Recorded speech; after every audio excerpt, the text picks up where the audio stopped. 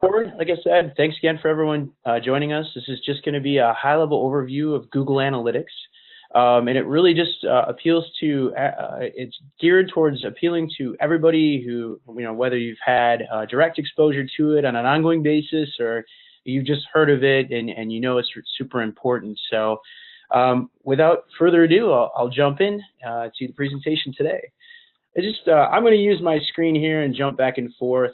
Hands-on is super important in learning analytics, so I'll be in PowerPoint and I'll also be jumping back and forth between a browser. So I just want to tell you a little bit about Six City Marketing, who we are. We're specifically an agency that specifically focuses on internet marketing.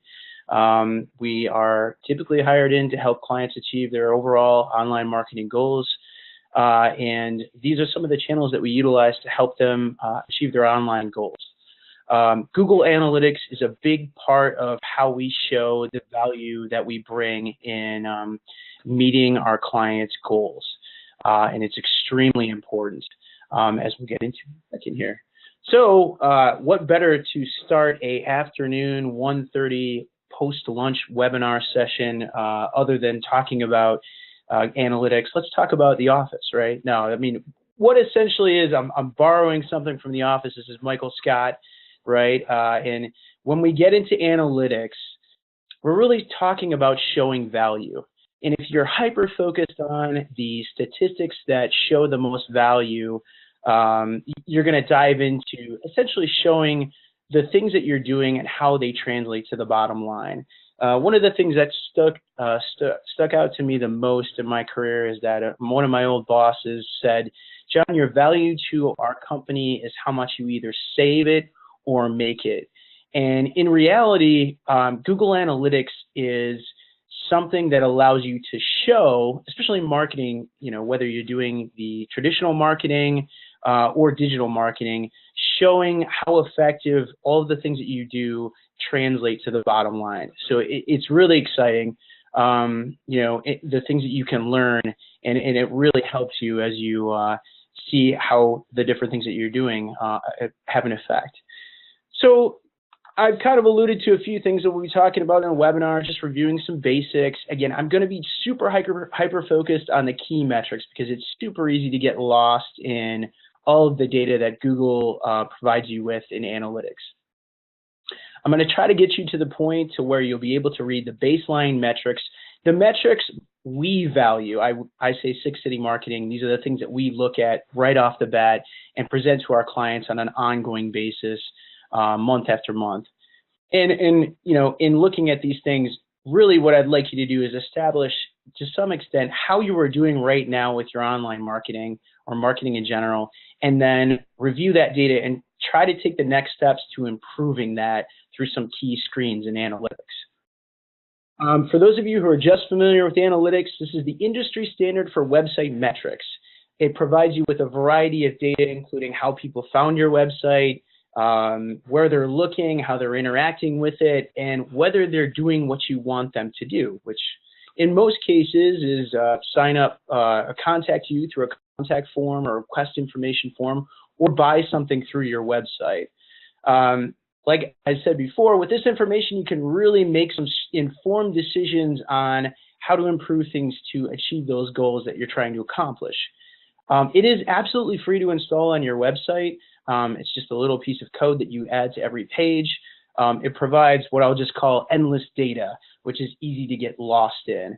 One other thing that I'll mention is that for some clients that we work with that have larger sites, you can actually filter out and look at a very specific segment of a website. So, for instance, we work a lot with Kent State University, the College of Business. So we have a filter in analytics that can look specifically at the traffic to their section of the website. So that's very good to know as well.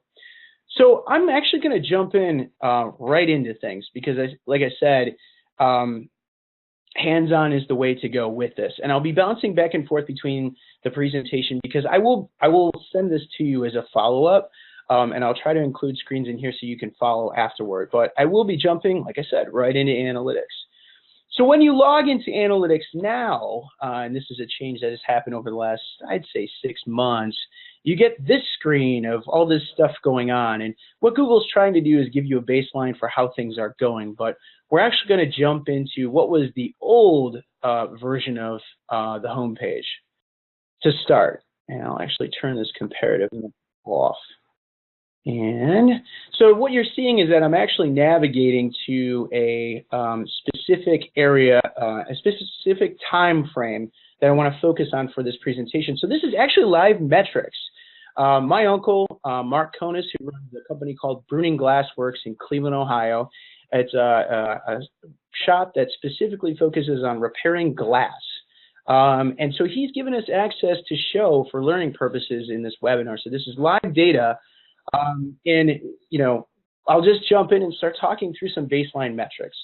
So the first thing that we look at is something called sessions. So that's Google's term for visits. So sessions are, during this time frame, July 1st through July 31st, how many total visitors came to the website.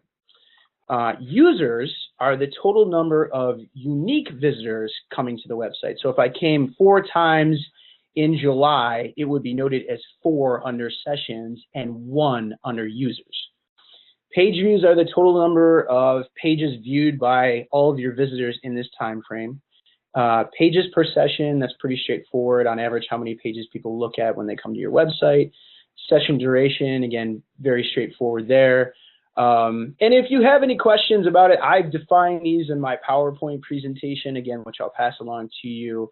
Or you can just hover over them and get an explanation. But I've tried to just give them to you very, very at a high level. Anyways, one of the other things that people look at is the bounce rate. And this is the number of people that come to your website and leave after viewing only 1 page. And so these metrics are important to kind of digest at a high level, but we'll be diving a little bit deeper into them to talk about what they really mean. And you'll see that in almost a comparative way when we look at time period to time period. Let's see here. So I've highlighted key metrics for you to reference as a follow-up. Something else that's critically important is what Google calls goals or conversion. So these are essentially things that you define as a milestone or something that you want to have the user achieve on your website. Very commonly, we focus on, these turn out to be website form submissions, which I've highlighted here, or when someone buys something through your website, that is calculated and noted by Google through analytics, but you actually have to set this up and configure this. These aren't provided to you by default. Something else that you can set as baseline metrics is, if a user visits over, 10 pages on your website, if they spend a certain amount of time on your website, or something they call events, whether somebody plays a video or downloads a PDF from your website. So the things that I recommend to clients, because we come in a lot of different types of ways, in that in some cases clients have set up goals already and others they haven't. But a lot of clients tend to focus on putting metrics as goals that aren't necessarily trackable to the bottom line. Again, we got to think Michael Scott. When I go in to talk to my boss or the powers that be, what is he or she going to ask me about? And what we want to report on is the things most relevant to the bottom line, which essentially come down to website form submissions or purchases through the website. And that's the common experience. So how do we find these once they're set up in analytics? And they're not too difficult to configure. That would be that is on the left-hand side here.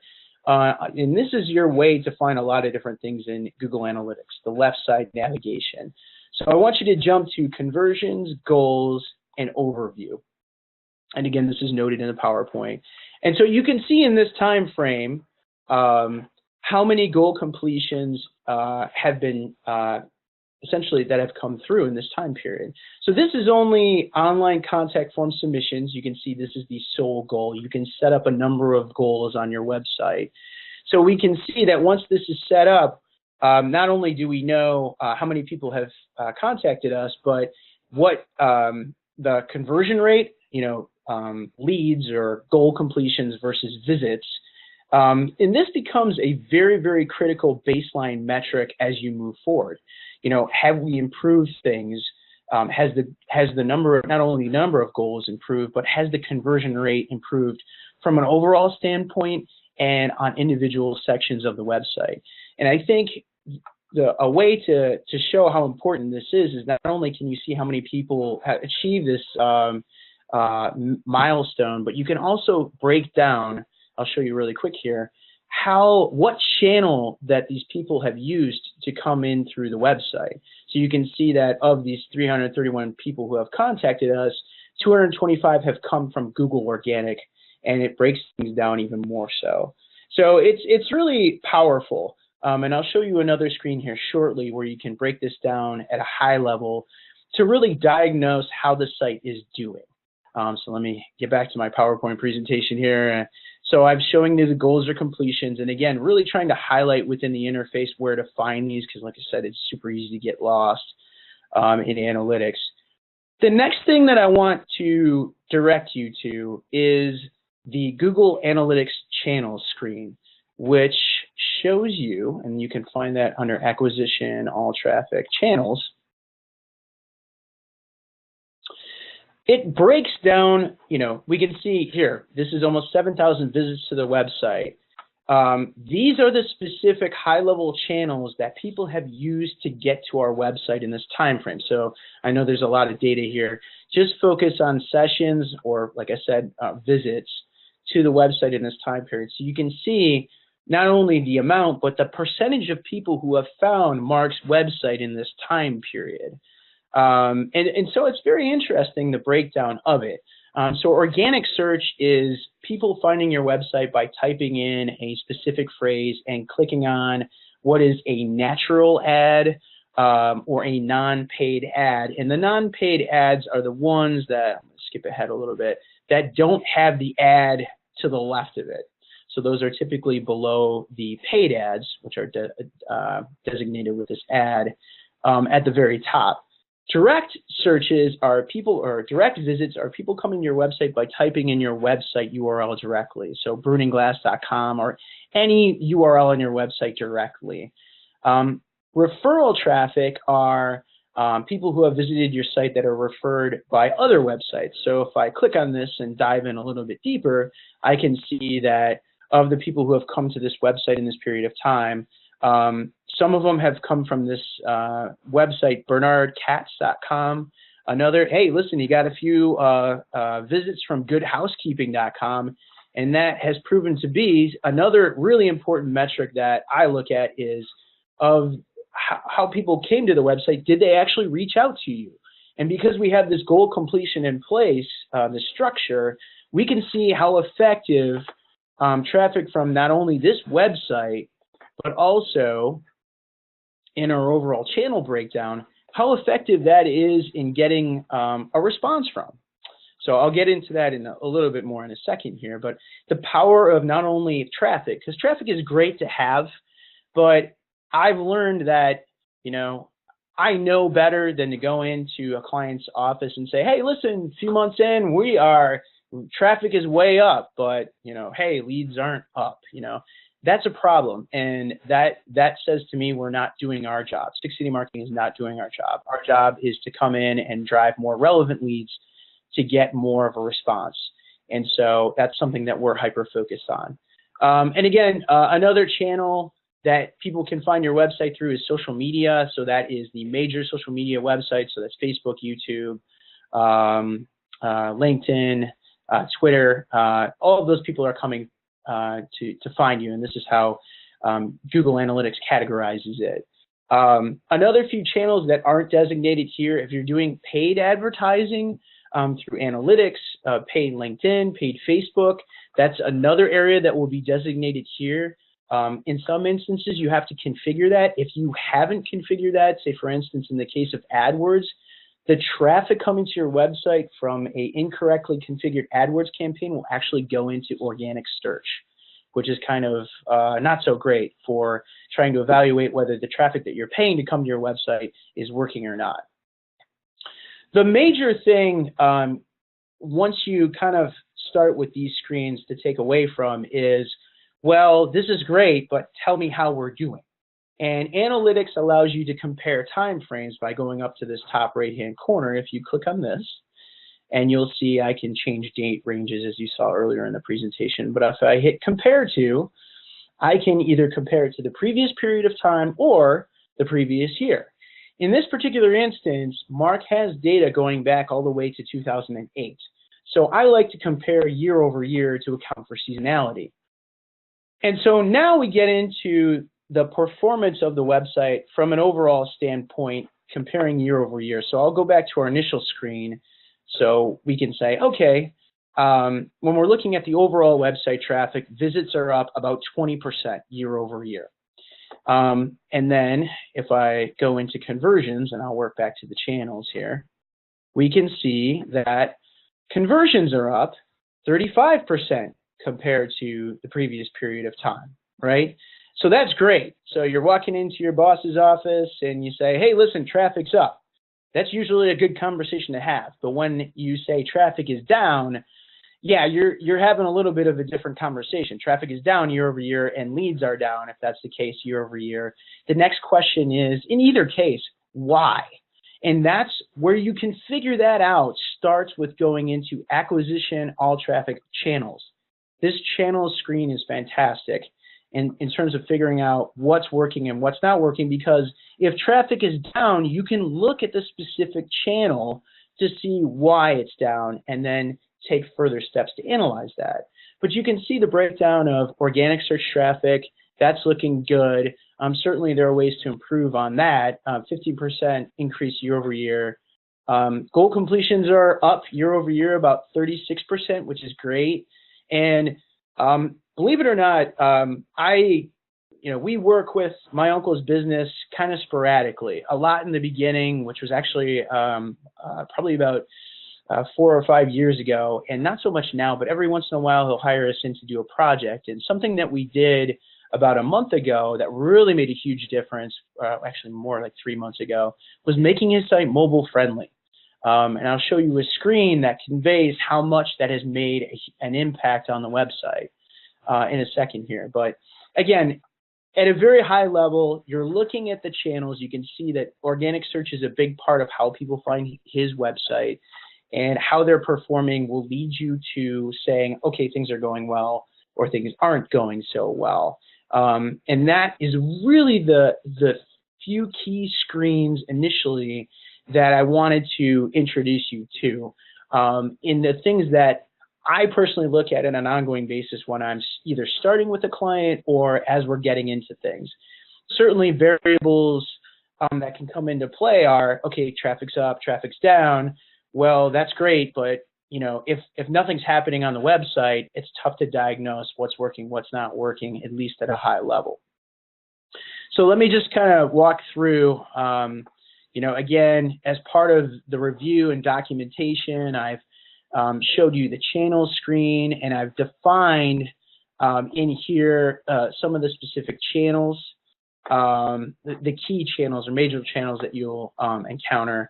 And again, you got a little bit of a taste of how we present things in overall traffic to the website, the things that we present at the very top of a monthly report. Because listen, when you're talking to people that you're reporting to, whether it's, I'm talking to a client or you're talking to your boss, you're going to have a limited amount of time with them. So you want to make sure that what you're presenting is spot on and very to the point. So the things that we pull out and present at the top of a monthly report are, differences in overall traffic, a year over year comparison, traffic for key online marketing channels, as you can see through the channel screen.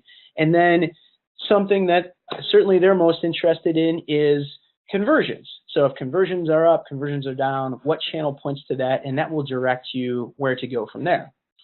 And that leads me to my next screen, which, again, this goes through highlighting changes, and then also, just focusing on the goals, and making sure we include that and review that as part of our overall data. The next thing that you will look at in these key screens to evaluate how things are going, and these are kind of some of the critical, what I call the critical key views, once you have both of these elements set up. If I go into analytics, I can go into behavior, site content. I'll go to all pages, right? So I'm going to turn off the comparison screen to begin with to just introduce these screens. And I know we're running about 20 minutes now. I'll finish up in about 3 minutes, and then I can have you guys ask questions. What I'd ask you to do is just chat with me through the join.me screen if you're logged in, or you can just shoot me an email, and I'll check my email and respond to specific questions. But this is a screen, I'm jumping back to behavior, site content, all pages. This will show you the top viewed pages in this period of time. So, and I know I haven't introduced my uncle's sites visually, so let me show you that. He has a very minimalistic website. And you can see this is the home page. And really, what was the biggest key to getting more traffic to his website was that every single repair seemed to be unique. So essentially, every time he repairs something, he blogs about it and shows the before and the after. And I'm just kind of walking you through it. And every blog post is treated as a new page of content by Google. So if I Google something like crystal repair wine glass by making this a blog post, and it's loading here a little bit slowly here. I Google crystal repair wine glass with broken stem. I'm accounting for a detailed search. When someone, ideally we rank for that search, it comes to this page. Here is the post, right? It's very specific to what they're searching for. And here's the call to action to contact him. And it's proven to be extremely effective. So you'll see that a lot of his web pages here are actually blog category pages or tag pages. And they've proven to be extremely effective for drawing people to the website for very, very specific searches. So you can see here, here's the list of the top pages. And if I go to one like water for crystal repair, you can evaluate, because these are the most visited pages, you can evaluate, well, listen, you know, I know that a lot of people are on these pages. Even before I start talking about getting more traffic, what can I do to improve this page? Some of the things that we often recommend are adding, you know, this is targeting water for crystal repair, so why not add a slideshow gallery rather than a static picture? Calls to action are extremely important on a page. He's done that, and he's included not only a web form, but a phone number. You know, pictures, any kind of additional content, recommendations, awards that he's won, interlinking to pages that are relevant, he's done that here, are good ways to improve the user experience on your website. Another screen that's incredibly important is site content landing pages. And I'll just briefly show you this there. I want to show you one more screen, and I apologize. And I'm talking a little bit, but I get excited about this stuff because it's just so powerful to see how you're doing and then make strategic informed decisions on next steps with your website. So this is a screen called top landing pages into your website. That's site content landing pages, and I have noted that in the PowerPoint presentation. These are the pages that people come into the website from. So / would be an indication of the home page, but you can see people are coming in through very, very targeted searches. And, you know, if we look at a page, you know, the average goal conversion rate is about 5%. Here's a page that's not converting as well. This is antique lamp repair. It's converting at about 1.45%. Let me open up this page and take a look at it. Well, I know a lot of people are coming into our website through this page. What are things that we can do to improve this page? And they fall along the same lines of what I just shared in the previous screen, which is, okay, at making sure you add a call to action. You know, do we have pictures of us, you know, showing, you know, Mark doing this specific repair, you know, in addition to the pictures that we have here? Anything, even adding a video, which is one of the things that we moved to when trying to come up with different types of content. Having a video on here, giving a 1 to 2 minute video, giving a general introduction can be incredibly important in increasing the time on the site and the conversion rate. So that at least gives you starting points for how to improve things. You can also use the comparison too. So if I compare to the previous year, if things are up, things are down, I can see them here and make adjustments to pages. So if something dropped, or if something dropped in search, I can make adjustments to add more content to a page or drive more links. This will show you the comparison year over year. So I think that's a good summary of where to start with making strategic changes, or at least where I would start. Let me go to audience. Another screen I'll show you. Another thing that has been really important in checking out is how your site's performing in mobile. And you can see, as I mentioned before, we made his site mobile friendly about 3 months ago, right before the time, sometime in May or June. And you can see, look at the difference in traffic to the website from mobile, and look at the breakdown in response from mobile once we made that change. Google rewarded him for making that change, and then the users responded as a result of that. The conversion rate changed quite a bit, so that's definitely a success. And up until that point, his traffic was trending downward, and so making that change, which is something Google is highly recommending, can really help him out. One other thing, if a lot of you may be targeting people based off of a local area, a screen that you can go to under geolocation, you can actually see where people are, how people are navigating your site from a specific area. So if I go here and I go to California, the repair shop can service people all over the country. So we can see how things are performing from people visiting the website in Los Angeles. So you can see year over year, we've had about 20 visit growth from people in LA. The response has gone down. So if that was something that we were hyper focused on, we would be trying to look at pages that people could find us through in LA. Maybe make more content targeting people in LA, really try to improve the user experience around, I would say, any kind of extra stuff that we're creating in order to appeal to a specific segment. But you can see, once you have these metrics in place, the response from a specific area. The classic case where this comes into play, businesses are hyper-focused on an area, and the same thing with schools. They're hyper-focused on a specific area. There are some additional tools that will help you, when looking at some of these other screens, diagnose how people from a specific area are coming to the website. But it's something that, if you're interested in that, I would definitely have you reach out to me directly, because it's a part of a little bit of a deeper conversation, and it's not necessarily something I would consider like basics. So I've outlined those screens and how to find them. I just want to thank everybody. I know I'm running a little bit long. I will hang on to make sure to answer any questions that you have. If nobody has any questions, I'll address some common questions that I typically have from people that are just learning analytics. But as part of your participation here, again, we're trying to be as helpful as possible. We are offering you a free strategy assessment for your website. The types of things that we would cover in this 1-hour session, review your analytics at a high level. SEO can be a great way to improve response from your website.